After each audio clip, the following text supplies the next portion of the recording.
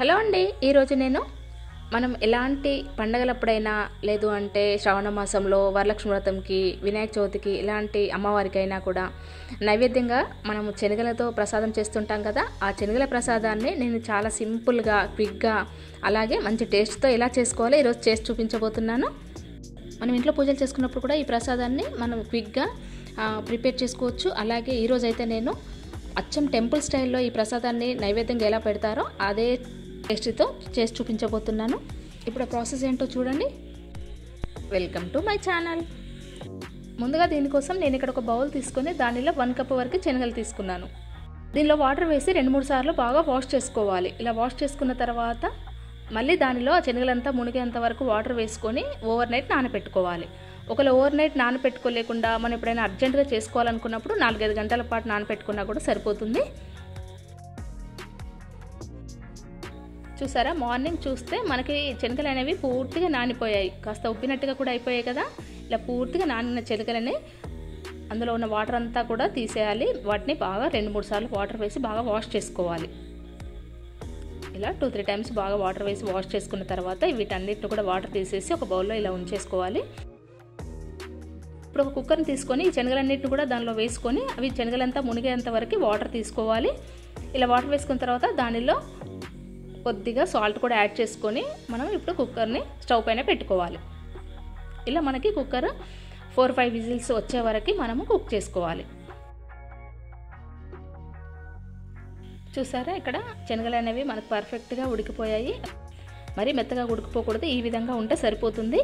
ఇలా ఉడికిన శనగలన్నిటిని కూడా అందులో ఉన్న వాటర్ తీసేసి ఇలా ఒక బౌల్లోకి తీసుకోవాలి.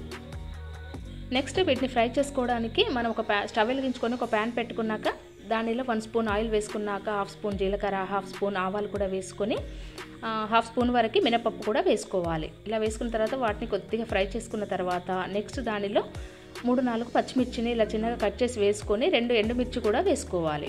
ఇవి లైట్గా ఫ్రై చేసుకోవాలి. ఇవి లైట్గా ఫ్రై అవుతున్నప్పుడు దానిలో కొద్దిగా కరివేపాకు కూడా వేసుకోవాలి.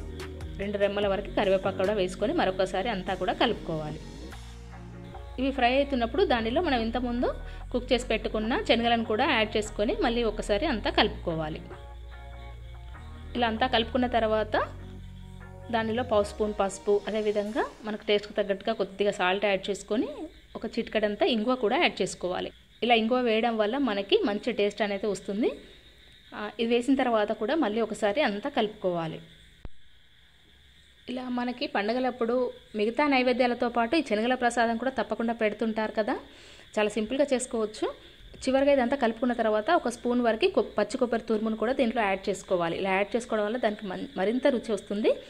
ఈ పచ్చి కొబ్బరి వేసిన తర్వాత కూడా మళ్ళీ ఒకసారి అంతా కలుపుకొని ఇలా వేడివేడిగా సర్వ్ చేసుకోవచ్చు. ఇంత సింపుల్గా, క్విక్గా ప్రిపేర్ చేసుకునే ఈ శనగల ప్రసాదాన్ని మీరు కూడా మీ ఇంట్లో తప్పకుండా ట్రై చేయండి. మీ ఇంట్లో పండుగలప్పుడు కానీ ఎలాంటి అకేషన్స్కైనా కూడా టెంపుల్స్లో నైవేద్యంగా తీసుకెళ్ళడానికైనా కూడా ఈ శనగల ప్రసాదం చాలా బాగుంటుంది. మనం ఇలా ప్రసాదంగానే కాకుండా వీటిని గుగ్గిలలాగా చేసి కూడా పిల్లలకి ఇవ్వచ్చు. మనం ఈవినింగ్ స్నాక్లా పిల్లలకి వీటిని గుగ్గిలలా చేసేటప్పుడు దీనిలో కొద్దిగా ఆనియన్స్ని చిన్నగా చాప్ చేసుకొని వేసుకోవాలి. కొద్దిగా స్పైసీనెస్ కావాలనుకుంటే కొద్దిగా కారం కూడా యాడ్ చేసుకొని కాస్త కావాలంటే చాట్ మసాలా కూడా యాడ్ చేసుకొని గుగ్గిలలా చేసి వేడివేడిగా స్నాక్ ఇవ్వచ్చు. పిల్లలు పెద్దలు ఎవరైనా కూడా వదలకుండా దీన్ని తినేస్తారు. నేను చెప్పిన ఈ రెసిపీని తప్పకుండా ఈ ప్రాసెస్లో మీరు ఒకసారి ట్రై చేయండి. సో ఈ వీడియో కనుక మీకు నచ్చినట్లయితే లైక్ చేసి షేర్ చేయండి, అలాగే సబ్స్క్రైబ్ చేయండి. Thanks for watching.